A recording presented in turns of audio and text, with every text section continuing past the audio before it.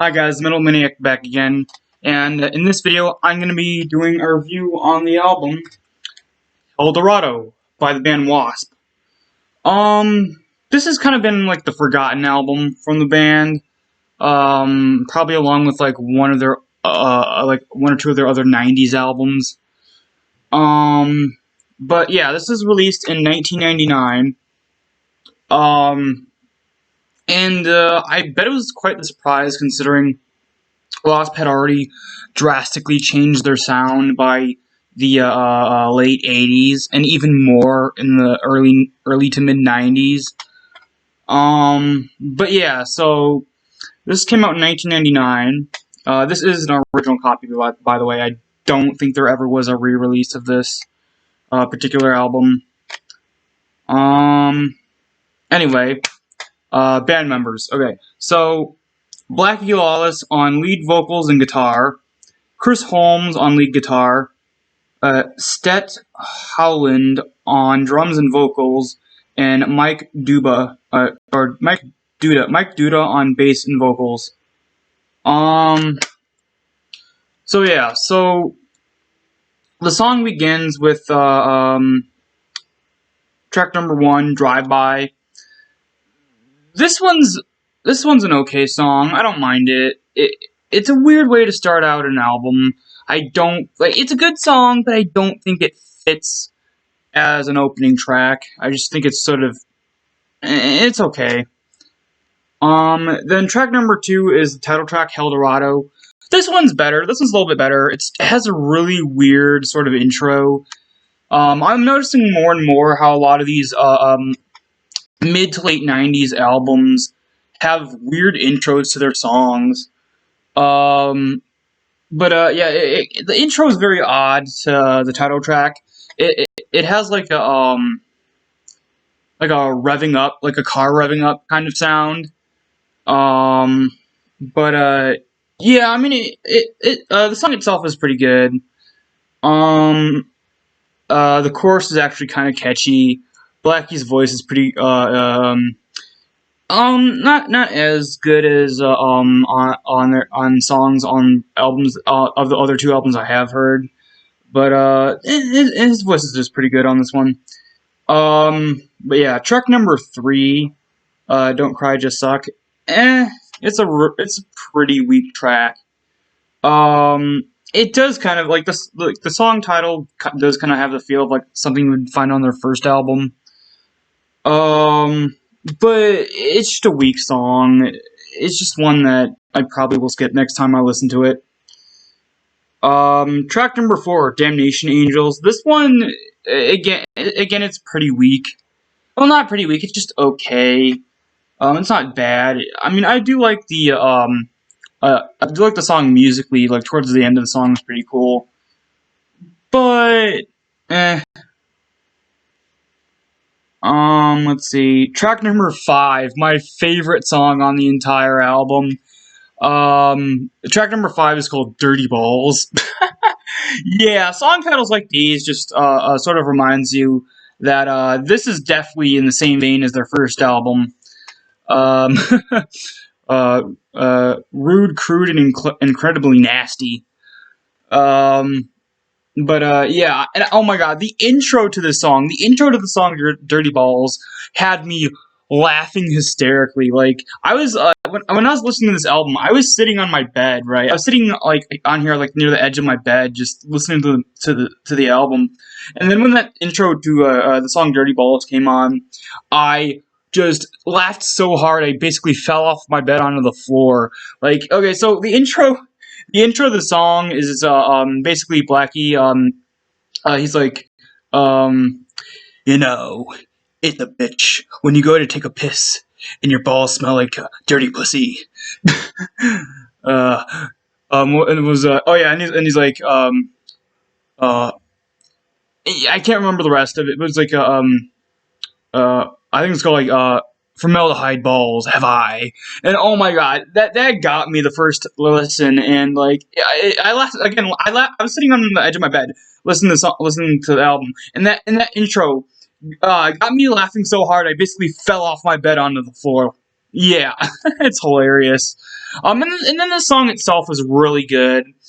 I do really recommend if you guys, if you don't want to listen to the whole album or just want to try to start off with a song and then go to the rest of the album, I do highly recommend you start with the song "Dirty Balls." It's hysterical, especially that intro.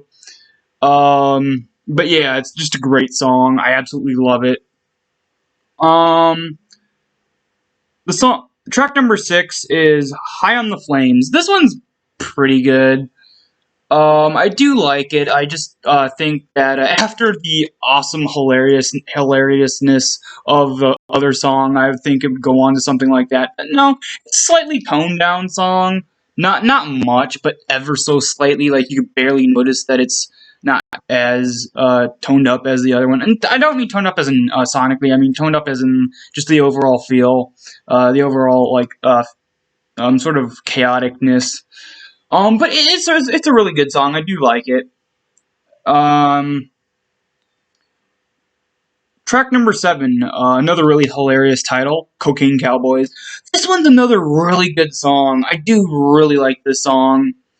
It's just a bunch of craziness, just like a song you would like put on, like good cheesy, sleazy craziness. Basically, a song you would put on like at a party and just bang your head to and have fun. But I love it. Track number 8, "Can't Die Tonight." Another amazing song. Another really chaotic sounding song. Well, as chaotic as W.A.S.P gets, anyway. But yeah, it's just really cool. Again, really cheesy, really sleazy, really just out there. I do really like it. Um, Track number 9 is another, probably the funniest title on here, the funniest title of a song is number 9 is "Saturday Night Cockfight." Yeah. Oh, this album is just unashamed and unapologetic on how ridiculous it can get. But yeah, another really good song. I absolutely love this one as well as the others I just mentioned. Again, it has the sleaziness, has the nastiness. It's just awesome. Um, Track number 10, uh, "Hot Rods to Hell," and "Helldrado Reprise."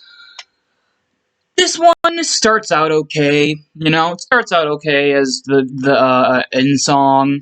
But I think it gets better later on during the reprise of the title track, like how it goes into the chorus of the title track. I think it gets better then. Um, but yeah, I mean that's it. But really good. Hold on.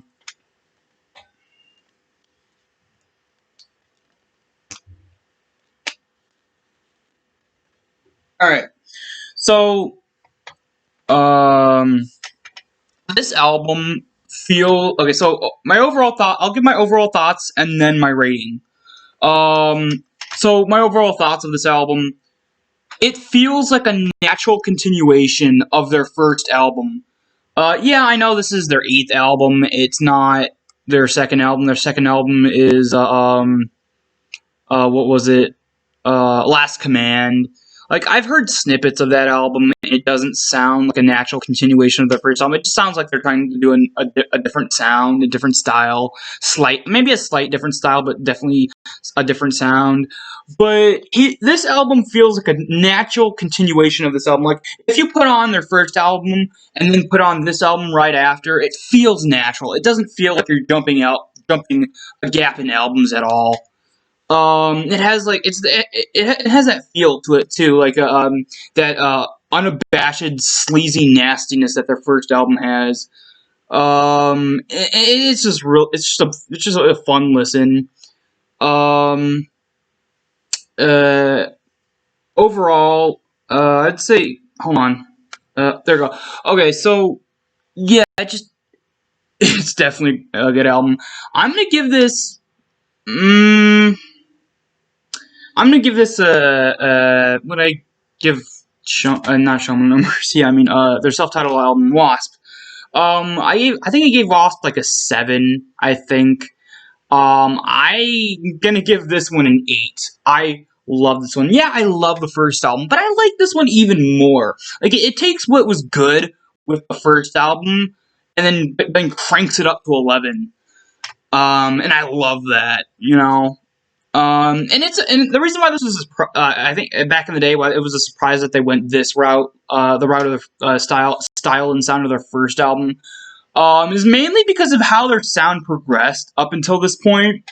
Like, their first album, again, it's basically like this album, only slightly not as much as this album. At least, but yeah, it's just a sleazy nastiness, just all out, unapologetic, just chaotic, in nature. And then their second album is kind of toned back a bit. I do know I have heard snippets. Like I said, I heard snippets, and then it sounds toned back enough to where it can be more commercial.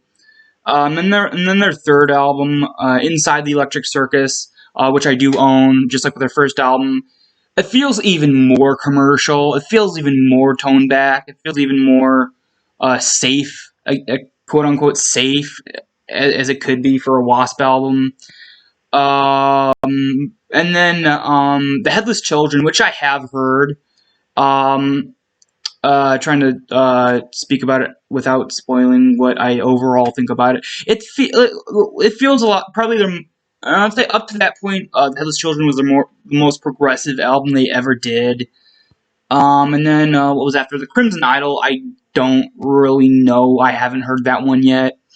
But and then after that, I think it was what was after the Crimson Idol? I think it was, oh yeah, Still Not Black Enough.